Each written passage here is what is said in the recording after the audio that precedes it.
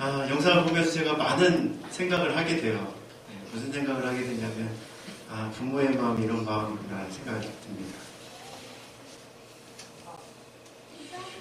여기 오신 분들에 대한 감사도 있고요. 이 영상에는 있지만 못 오신 분들에 대한 아픔들이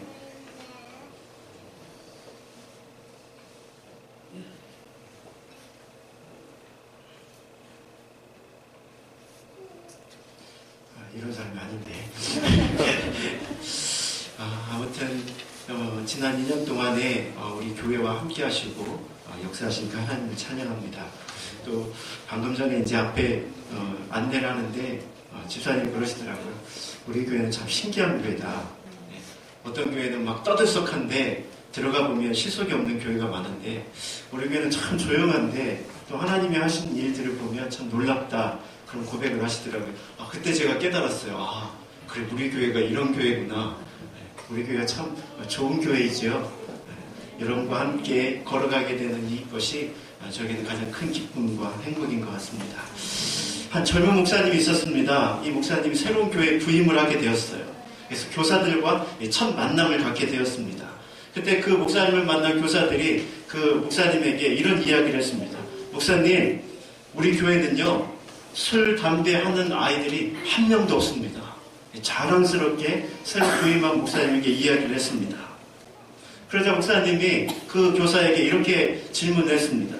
자, 그러면 술, 담배 하는 아이들을 다 쫓아낸 것입니까? 아니면 우리 교회에 와서 술, 담배 하는 친구들이 변화되어서 이렇게 지금은 그런 일을 안 하게 되도록 변화되었습니까? 라는 질문을 던졌습니다. 답이 무엇일까요? 사실 그 교회는 그렇게 이 교회에 맞지 않는 사람들을 다 밀어내서 밖으로 쫓아냈던 것이죠. 사람들은 좋은 교회를 찾고 완전한 교회를 찾아 헤맵니다. 그러면 어떤 교회가 좋은 교회이고 어떤 교회가 완벽한 교회일까요? 미안하지만 이 지상에는 그런 교회가 존재하지 않습니다. 오히려 좋은 교회는 어떤 교회입니까? 누구나 찾아올 수 있는 교회. 상처 입고 힘들고 고통스러운 사람들이 들어와서 쉼과 은혜와 치유를 경험할 수 있는 그런 교회. 그런 교회라면 하나님이 원하시는 좋은 교회가 아닐까요? 죄악으로 가득 찬 사람들이 마음의 문을 열고 언제든지 들어올 수 있는 교회. 그런 교회가 하나님이 땅 가운데 원하시는 최고의 교회가 될 것입니다. 오늘 우리 교회가 생일을 맞이했습니다.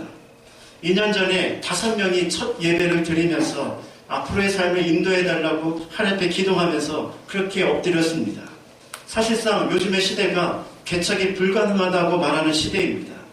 어느 분과 이야기를 나눴지만 90%가 개척을 해서 사실은 자립하지 못하는 것이 이 시대의 교회 현장의 모습들입니다. 지난 2년 동안 하나님께서는 우리 교회에 은혜를 주셨고 또 많은 사람들이 이곳에 상처를 갖고 들어와서 사랑으로 변화되어지고 그리고 지금 많은 은혜들을 함께 누리는 것을 생각할 때 얼마나 감사한지 모릅니다. 우리 교회는 부흥하는 교회가 아닙니다. 미안하지만 부흥을 꿈꾸는 것 그리고 부흥을 추구하는 교회도 아닙니다. 우리 교회는 정말로 추구하는 것은 딱 한 가지입니다. 건강한 교회가 되는 것. 사람들이 부러워하는 교회가 아니라 하나님을 기쁘시게 하는 교회가 되는 것. 이것이 우리 교회의 비전이고 꿈입니다. 오늘 그런 의미에서 오늘 주시는 이 메시지가 우리에게 큰 도전이 되어진다고 생각합니다. 건강한 교회를 이루고 주님이 기뻐하시는 교회가 되기 위해서 우리가 해야 될 일은 무엇일까요? 오늘 본문을 중심으로 함께 살펴보고자 합니다. 첫 번째로 하나님의 말씀에 충만한 은혜를 누리는 교회입니다. 건강한 교회의 특징은 하나님의 말씀의 능력이 살아있는 교회이지요. 오늘 본문에는 초대교회 모습들을 보여주고 있습니다. 초대교회 성도들도 12제자를 통해서 마가의 다락방에서 120명이 하나님 앞에 합심하여 기도함으로 초대교회가 시작이 되었습니다. 본격적인 기도의 모습은 베드로의 설교를 통해서 수천 명이 믿고 하나님 앞에 돌아옴부터 시작이 되었죠. 놀라운 기적과 역사들이 날마다 벌어지고 일어났습니다. 그런데요, 오늘 주목할 것이 하나 있습니다. 42절에 보니까 그렇게 큰 기적을 경험하고 은혜를 경험한 사람들이 모여서 무엇을 했습니까? 그들이 사도들의 가르침을 받았다라고 본문은 기록하고 있습니다. 사도들이 누구입니까? 바로 예수님의 12제자를 의미하죠. 교회를 세우고 놀라운 기적의 역사를 경험했던 사람들입니다. 그런데 그들이 주목한 것이 무엇입니까? 그들은 더 이상 기적에 주목하거나 더 이상 놀라운 영적인 체험에 주목한 것이 아니라 그들은 하나님 앞에서 그 말씀을 붙잡고 또 믿는 그들에게 하나님의 말씀을 가르치는데 집중했던 것을 보게 됩니다. 그 이유가 무엇입니까? 하나님께서, 예수님께서 그에게 주셨던 약속의 말씀이기 때문이죠. 그러므로 너희는 가서 모든 민족으로 제자를 삼아 아버지와 아들과 성령의 이름으로 세례를 베풀고 내가 내게 분부한 모든 것을 가르쳐 지키게 하라. 볼지어다 내가 세상 끝날까지 너희와 항상 함께 있을지니라. 제자들에게 하나님께서 주신 말씀이죠. 바로 제자를 삼고 말씀을 가르치고 그들을 또 다른 하나님의 사람으로 만들라는 것이었습니다. 제자들이 어떤 말씀으로 그 교회에 들어온 사람들을 가르쳤을까요? 3년 동안 예수님이 자신에게 주셨던 말씀입니다. 거기에 플러스 예수님이 삶을 통해서 3년 동안 보여주신 삶의 모습들이겠죠. 삶의 방식, 그 생생한 방식들이 그의 마음과 뇌리 속에 가득 차 있었던 것입니다. 그들은 교회에 들어온 모든 사람들에게 이 말씀을 생생하게 가르쳤고 그 말씀들은 그들의 삶을 변화시켜 나가기 시작한 것입니다. 영적인 체험과 말씀의 뿌리가 견고히 내린 교회가 건강한 교회입니다. 말씀의 뿌리를 내리지 못하면 그 교회의 중심이 무엇이 됩니까? 그 교회의 중심이 인간관계가 되어버립니다. 근데 문제는 이 인간관계라는 것이 좋을 때도 있지만 좋지 못할 때도 있다는 것이 문제입니다. 관계들이 틀어지면 바로 그곳에서부터 교회가 힘들고 고통스러워지는 이유가 바로 거기에 있는 것입니다. 교회의 중심은 관계가 아니라 하나님의 말씀이 중심이 되어야 하는 것이죠. 또 교회의 중심은 신비한 체험이 아닙니다. 왜 그렇습니까? 신비한 체험은 특별한 것이기 때문이죠. 그러나 대부분의 그리스도인들은 평범한 일상의 삶을 살아갑니다. 일상의 삶을 살아가면서 어떤 특별한 기적을 원하지만 그러나 일상을 살게 하는 힘은 특별한 기적이 아니라 살아있는 하나님의 말씀을 내 삶 가운데 적용할 때 바로 그 일상의 삶에서 특별한 하나님의 역사들이 나타나게 되는 것이죠. 제자들은 말씀을 가르쳤습니다. 그리고 성도들은 말씀을 배웠습니다. 이것은 무엇을 의미할까요? 제자들도 성도들도 다 하나님의 말씀의 권위를 인정했다는 것입니다. 사람을 변화시키는 능력이 하나님의 말씀에 있다는 것을 제자들은 알았고 또 그 말씀에 순종하는 성도들이 그 교회 안에 넘쳐났다는 것이죠. 바로 좋은 교회의 특징이 바로 이 말씀 안에서 성장하는 그런 교회입니다. 많은 사람들이 모인다고 해서 좋은 교회가 아닙니다. 오히려 그 많은 사람들이 모인 교회 가운데 더 많은 문제들이 있는 것을 우리가 발견하게 되죠. 좋은 교회의 특징은 그 교회에 나오는 성도들이 왜 믿어야 하는지, 믿음의 본질은 무엇인지, 그리고 삶 속에서 어떻게 믿음의 삶을 살아야 되는지를 명확하게 알고 그 말씀대로 살려고 몸부림치는 사람들이 많은 교회, 그런 교회가 바로 좋은 교회이죠. 말씀을 찾아 헤매고 그 말씀을 따라 성실하게 살아가는 성도들이 가득 찰 때 그 교회가 진정한 경건한 건강한 교회라고 볼 수 있을 것입니다. 그러나 불행하게도 이 시대에 살아가는 성도들의 모습을 보십시오. 성도들이 요즘 사역자들에게 은연중에 하는 말이 있습니다. 목사님, 요즘 세상살이가 얼마나 힘든지 아십니까? 하루하루 고민과 염려가 끊어지지 않습니다. 그러니 교회에 와서만큼은 좀 편안하게 해주시면 안 됩니까? 이런 말을 합니다. 메시지도 좀 위로와 평강을 주는 말씀으로 그렇게 우리에게 좀 마음의 편안함을 주십시오. 이렇게 요구를 합니다. 그 요구에 사역자가 흔들리기 시작해서 하나님의 말씀의 메시지를 바로 전하지 못하고 성도들을 단지 위로하고 성도들을 싸매는 설교만 하는 그 순간 바로 그때부터 교회는 힘을 잃어버리게 되는 것입니다. 그때부터 성도들은 삶을 살아가는 능력을 경험하지 못하게 되는 것이죠. 좋은 교회는 바른 믿음을 가지고 살아가는 성도들이 있어야만 합니다. 그 바른 믿음의 근거는 결국 살아계신 하나님의 말씀이 될 것입니다. 우리 오늘의 영역교회가 이렇게 말씀으로 건강하게 세워지는 복된 교회가 될 수 있기를 주님의 이름으로 축원합니다. 두 번째는 사랑이 넘치는 교회이죠. 오늘 본문을 보십시오. 그렇게 하나님의 역사를 경험하고 말씀의 은혜를 체험한 성도들이 어떻게 되었습니까? 그들의 삶 속에 변화가 일어나기 시작합니다. 그 변화가 무엇입니까? 살아가는 삶의 방식이 바뀌었다는 것입니다. 성숙한 사람의 특징이 무엇인지 아십니까? 사랑의 대상이 바뀐다는 것입니다. 예수 믿기 전에는 나만 아는 사람입니다. 자신을 위해서 살아가고 자신의 몫을 챙기기에 급급한 사람이 바로 예수 믿기 전에 살아가는 삶의 모습들의 방식이죠. 그러나 성숙해지고 예수를 믿게 되면 이제 나를 사랑하던 사람이 다른 사람을 사랑하는 사람이 되는 것입니다. 나만을 위해서 쓰던 사람이 다른 사람을 위해서 자기 것을 내어놓는 놀라운 기적의 역사가 나타나게 되는 것이죠. 세상의 가장 큰 기적은 다른 것이 아닙니다. 나를 위해 살던 사람이 타인을 위해서 살아가는 삶으로 변화되는 것이 가장 놀라운 기적이라는 것이죠. 예루살렘 교회의 모습을 보십시오. 그들이 모여서 무엇을 했습니까? 떡을 떼고 다 함께 모여서 서로 물건을 나누고 자신의 것을 타인의 것으로 내어놓았다, 이렇게 이야기하고 있습니다. 자신의 필요만을 위해서 살던 사람은 결코 타인이 보이지 않습니다. 그런데 타인이 관심 속에 들어온다는 것은 결국 자신 안에 놀라운 변화가 일어난다는 것입니다. 단순히 물건을 나누고 돈을 나누는 것에 집중할 필요가 없습니다. 그들 안에 내면적인 변화의 모습들이 나타나고 있었다는 것이죠. 타인을 바라보는 시선의 변화가 생긴 것입니다. 예전에는 경쟁 관계로 저 사람을 이겨야 내가 산다는 생각을 가득 차고 그 사람의 부족함을 바라보면 지적하기에 급급했던 사람들이 이제 은혜를 경험하게 되면 그 사람들을 긍휼의 눈으로 바라보기 시작하는 것이죠. 저 사람의 부족함을 내가 어떻게 채울 수 있을까 고민하고 생각하게 되는 것입니다. 이런 변화들이 바로 초대교회 예루살렘 교회 안에 나타났다는 것입니다. 바로 그 삶이 바로 교회 안에서 섬김과 희생의 삶으로 나타나게 된 것이죠. 물질 있는 사람은 물질로 연약한 사람들을 섬기고 재능을 가진 사람들은 재능으로 사람들을 섬기기 시작한 것입니다. 새벽에 잠깐 제가 설교할 때 말씀을 드렸지만 어느 제가 집사님 집에 방문을 했는데 그 집사님 집에는 그 식구들이 각자 자신의 역할이 있다고 합니다. 그래서 그 역할들은 누구도 도와주지 않고 그 사람이 해야 된다는 거예요. 제가 거기서 도전을 받았잖아요. 그래서 우리 집에도 그렇게 하자. 집에서 가족회의를 했습니다. 그래서 우리 집도 앞으로도 우리 집도 다 역할이 하나씩 있다. 그래서 저는 설거지를 하고 저녁에 아이들은 청소기를 돌리기로 했습니다. 그 다음날부터 이제 그 일이 시작이 되었어요. 아이고 얼마나 속 터지는지요. 차라리 내가 하고 말지. 시키는 게 얼마나 힘든지. 아이들이요 그 청소기 저희 집이 엄청 크잖아요. 저희 집이 엄청 크거든요. 19평이거든요.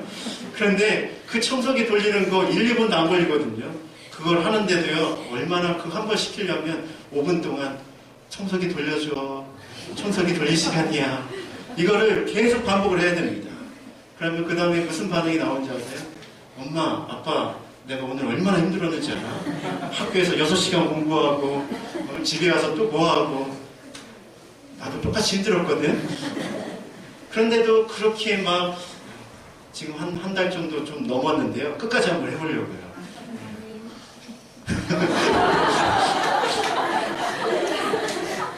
시작을 했으니까, 사나이가 시작을 했으니까, 호박이라도 잘라야 되지 않겠습니까? 그렇죠? 근데 사실은요, 자신의 역할을 감당한다는 것이 무엇을 의미할까요? 다른 사람을 돕는 것입니다. 서로가 조금씩 도우면 모든 사람이 평안해질 수 있는데 한 사람이 하다 보면 지치고 힘들어지는 것이죠. 누군가 해주는 것을 너무 자연스럽게 생각하고 누군가 해주는 것에 대해서 너무 기뻐하지 마십시오. 우리에게는 거룩한 부담감이 항상 있어야만 합니다. 누군가 해주는 것에 대한 감사함이 살아있어야 하고 나도 누군가를 위해서 무엇을 해야 될지 늘 고민하는 사람이 바로 성숙한 사람이고 사랑이 넘치는 교회, 사랑이 넘치는 가정이 될 수 있는 것이죠. 오늘 본문에 등장하는 사람들을 보십시오. 이들은 결코 부자만은 있을 것은 아닐 것입니다. 그들은 자신의 삶을 쪼개어서 내놓기 시작했죠. 그 작은 헌신이 또 다른 헌신의 열매를 낳게 된 것입니다. 그리고 그 헌신이 있을 때 그 교회에 어떤 역사가 나타났습니까? 그들이 모이기에 힘썼다라고 고백합니다. 모이기에 힘썼다는 것이 무엇일까요? 사역자가 모이자 해서 모인 것이 아닙니다. 모이면 너무 좋은 것이죠.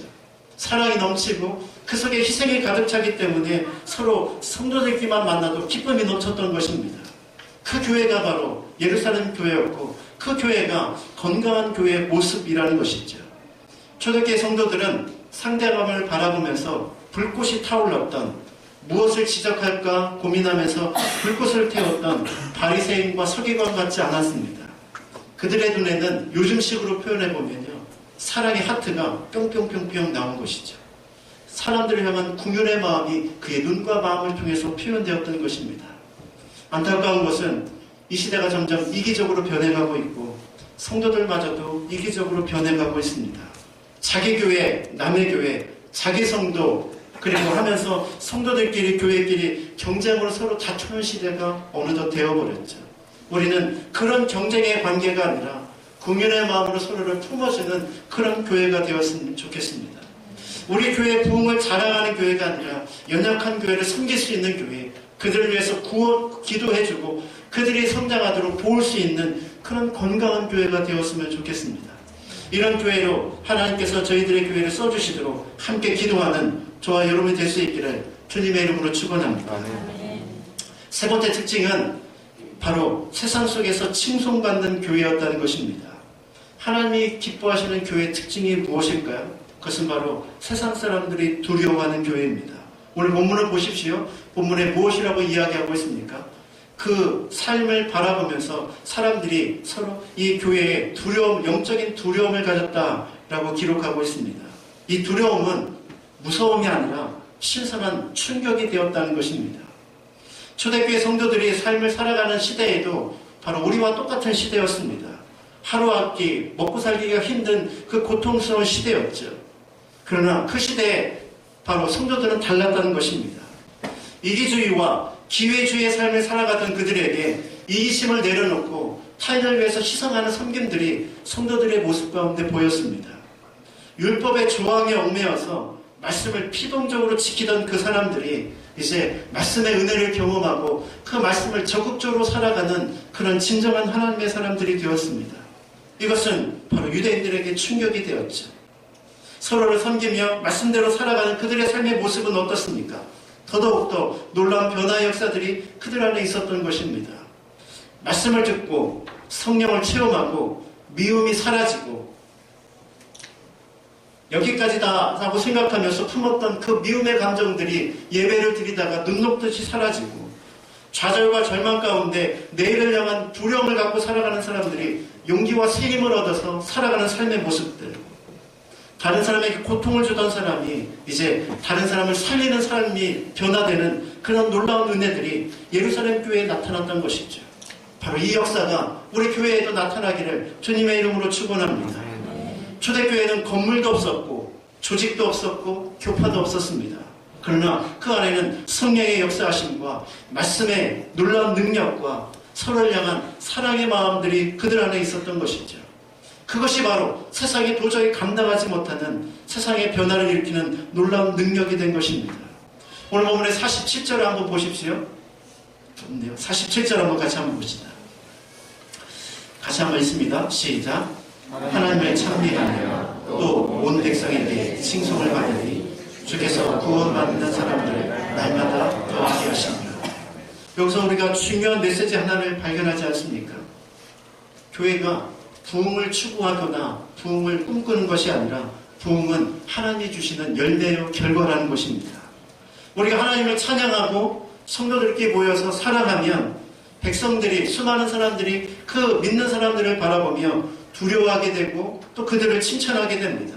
바로 그 소문들이 많은 사람들이 주께로 돌아오는 놀라운 역사를 일으킨다는 것이죠.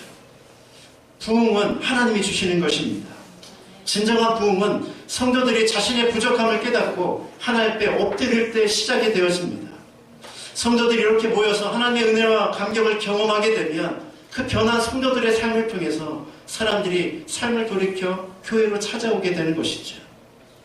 이제 우리 교회는 2014년과 2015년에 일어나 빛을 발하라는 표어를 가지고 시작했습니다. 복음의 빛을 들고 그리고 비추기 시작했고 하나님께서 이만큼 은혜를 주셨습니다. 그리고 2016년 그리고 내년까지 우리는 샘 곁에 무성한 가지가 되기를 원합니다.